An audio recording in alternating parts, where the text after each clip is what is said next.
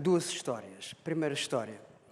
Uma tarde de verão, resolvi ir apanhar sol para o meu pequeno jardim. E, de repente, comecei a pensar numa formiga e no esforço que ela teria de fazer para atravessar o jardim. Na verdade, eu estava interessado em saber o que é que aqueles 6 metros representavam para a formiga. Uma imensidão.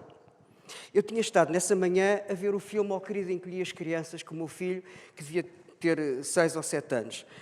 E por isso, naquele momento, eu já cavalgava a formiga naquela tentativa doida de atravessar aquela grande floresta de relva. E é exatamente nesse momento que eu pensei em criar uma espécie de metáfora visual onde pudesse ensaiar, enfim, em tom de brincadeira, uma determinada visão que eu tenho sobre o mundo. E assim nasceu a série Deuses de Jardim, que eu tive o privilégio de expor aqui na biblioteca da FCT em 2007. Segunda história. Esqueci-me. Deuses de Jardim. Segunda história. A minha mulher tem um armário antigo, belíssimo, cheio de peças da Rosa Ramalho e de outros barristas. Cristo, os Meninos Jesus, um pouco de tudo. Uma vez estávamos em Estremoz e comprámos uma peça do barro tradicional local, que é a Primavera.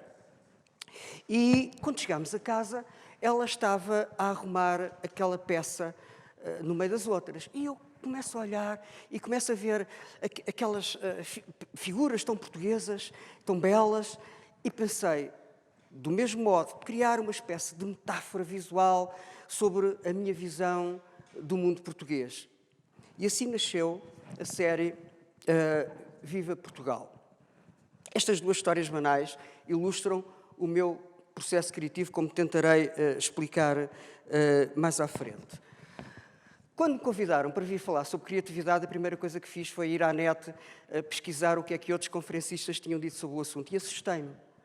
Porque fiquei com medo de ao vir para aqui a trazer uma determinada visão sobre a criatividade, ou vir para aqui invocar citações determinantes ou importantes, fiquei com a sensação que se calhar iria repetir o que outros já poderiam ter dito. E então, nesse caso, não teria muito mais a acrescentar. Por isso, humildemente, venho aqui falar sobre o meu processo criativo como artista visual. E sim, também vou citar algumas frases de ilustres. Começo por falar do Picasso, que dizia que não procurava, descobria. O Vygotsky refere que o processo criativo é acionado quando se pretende recombinar ou reconstruir algo a partir do que já existe. E que, por isso, o processo criativo envolve observação, recolha, escolha, construção e combinação pessoal. O Francisco de Holanda, ao dizer que a ideia é a mais altíssima coisa na pintura que se pode imaginar dos entendimentos, mas não faz do que explicar a gênese do seu processo criativo. Desculpem. Voltando aos Deuses de Jardim, é óbvio que a criação desta série girou à volta da invocação de um determinado modelo de mundo, como eu já expliquei. E se aquele clique, por um lado, teve origem naqueles pequenos pensamentos daquela tarde, os pensamentos à volta do tamanho do jardim, dos animais que lá viviam, do filme que eu tinha visto naquela manhã, o que aconteceu verdadeiramente importante foi a validação das significações daqueles pensamentos naquele instante. Ou seja, no fundo foi o sancionar do processo imaginativo que me levou a tomar uma decisão, que foi a de criar uma série que depois se configurou num dispositivo simbólico. Fowler afirma que a criatividade e a imaginação no ato criativo devem ser reconhecidos como cognição, pelas impressões que trazem, pela significação que trazem às suas impressões das suas realidades.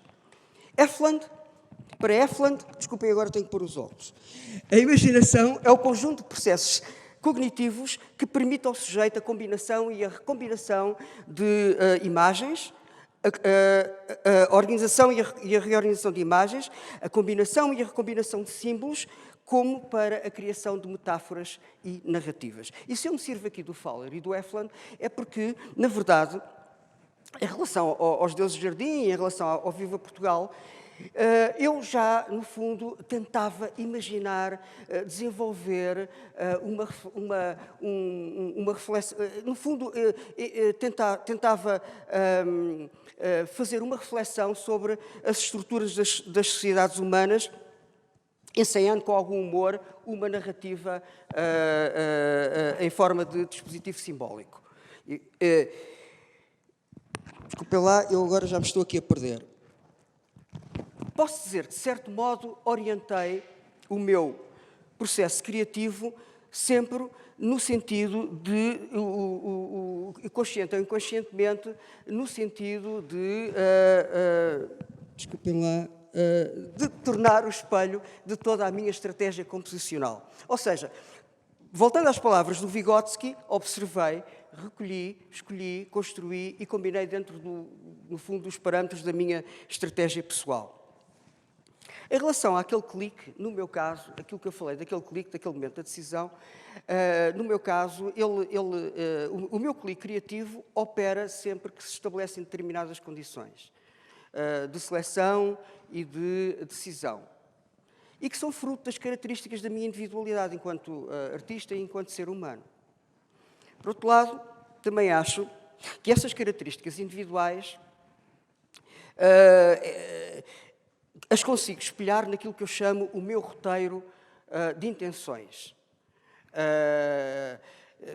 E esse roteiro de intenções é determinante, no fundo, para a consagração do momento criativo. Mas, ao mesmo tempo, também, creio eu que é, no fundo, ele que expressa a vontade e a determinação que eu tenho em me manifestar. Isso que eu chamo de roteiro de intenções, no fundo, é uma imensa plataforma onde estão todas as impressões que eu fui amealhando e estão lá à espera.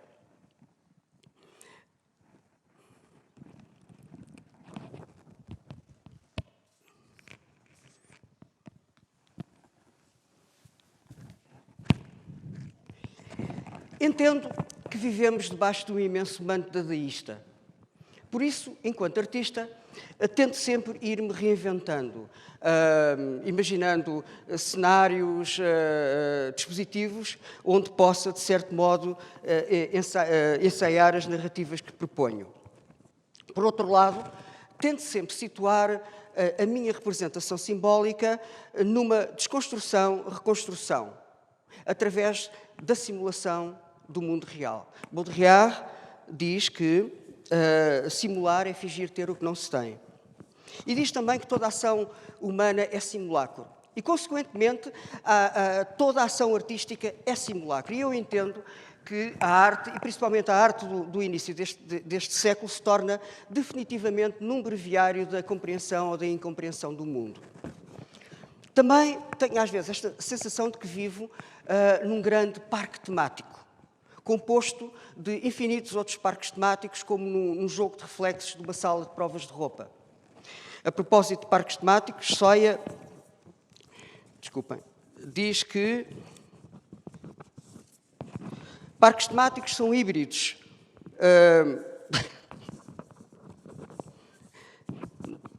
Não encontro Soia. Pois devia estar aqui. Soia diz que parques temáticos são híbridos contemporâneos, que, como a maioria dos fenómenos pós-modernos, cruzam fronteiras que normalmente separam os distintos campos da cultura, da economia, da sociologia e da política e da filosofia. Por isso, assim tento, no fundo, estruturar os meus dispositivos simbólicos como parques temáticos alicerçados numa permanente reflexão sobre a utilização dos vários modelos artísticos, das suas funções e dos seus alibis.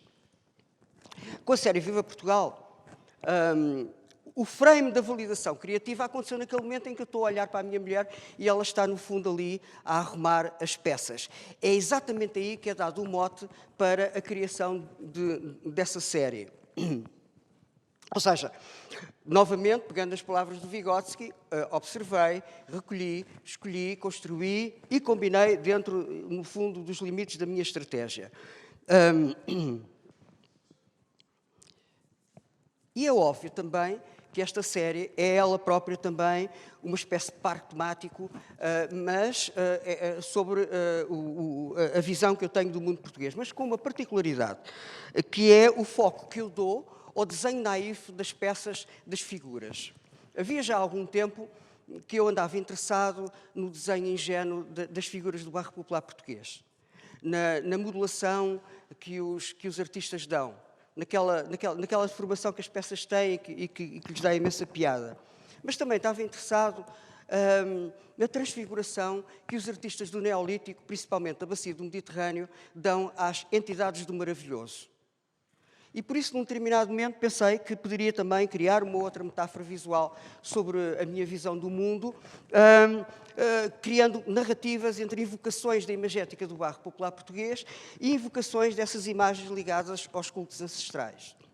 Por isso, a série Viva Portugal, 20 anos depois, evoluiu para a série Whispers. Havia aqui outras coisas que eu gostaria aqui também de falar. Arnheim diz que a criatividade artística é uma forma de pensamento, em que perceber e pensar são atos que se encontram inseparavelmente interligados. Uma pessoa que pinta, que dança, compõe, ou escreve, pensa com os seus sentidos. E eu, enquanto artista, tenho a obrigação de conservar lúcido, no sentido em que tento sempre que as minhas séries impliquem algum jogo reflexivo. Ou seja, eu entendo o processo criativo como a construção de um roteiro de evidências. E acredito que a criação artística é produtora de conhecimento. E a história da arte está cheia de exemplos. Independentemente das épocas e dos estilos, enfim.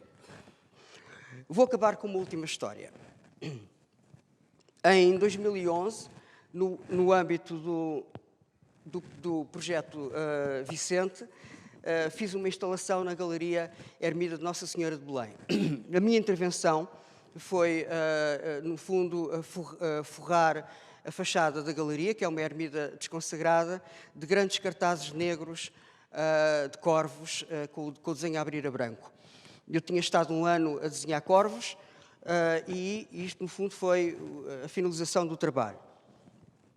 Para o efeito da colagem, a galeria contratou um senhor e disponibilizou-me também um jovem finalista das Belas Artes para me estar ali a ajudar a dizer ao senhor mais para cima, mais para baixo, mais para a direita, mais para a esquerda. Num determinado momento, logo ao princípio, o senhor estava em cima do escadote. E, de repente, para e segurando o rolo da cola na mão, olhou para trás e disse: é por isto que eu acho que a arte não serve para nada. E, instantaneamente, naquele momento, eu fui projetado para dentro do filme do Godard. Ao ter isolado aquela frase, eu reformulei-lhe o contexto e vi-me dentro de um jogo, de um processo de reconstrução, de desconstrução, reconstrução de significações. E para mim nada mais importava a não ser aquela frase. Era o verdadeiro ato artístico naquela tarde, era aquela frase. Obrigado.